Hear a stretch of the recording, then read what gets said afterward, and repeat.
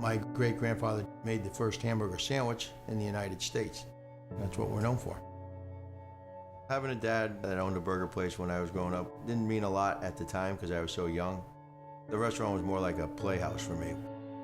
I thought I was cleaning underneath the cushions, and my dad would hide money under there in nickels and dimes and quarters. And, you know, hey, Dad, I found this, and hey, Dad, I found that. It was kind of cool.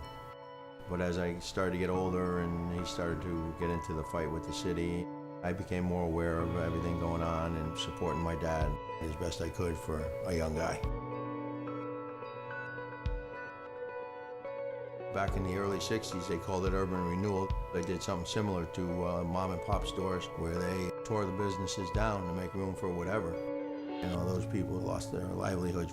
I think that goes hand in glove with what they were trying to do to my dad. He wasn't going to take it.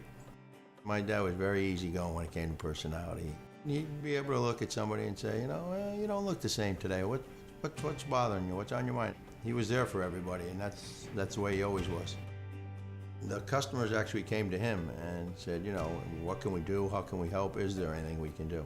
So my father said, well, if you go on vacation, there's a brick laying in front of a building or on the side of the road or something, bring it back and I'll incorporate it when the time comes, if and when the time comes. There were bricks everywhere. If you ask my mother, way too many. They were in the basement of the house. They were in the garage. He got them in the mail, you know, with little letters on it, their name, where it was from, how they got it. It was all part of his plan, one way or the other. Hopefully it was going to work. People were coming towards him at all angles. Why are you fighting? You know, you're probably not going to win. Why don't you give up? Why don't you just try something else? I think the prior two generations, his grandfather and his father, and what they had built up till that point was in the back of his mind. You don't want to be the one that lets everybody down. If it crumbled, it would have destroyed my dad, most definitely. It would be like a spouse losing their other half when they were married for 60, 70, 80 years. It would destroy that person. And one day, a lady in Florida read about it in the Tampa Times in the fight my father was having with the city.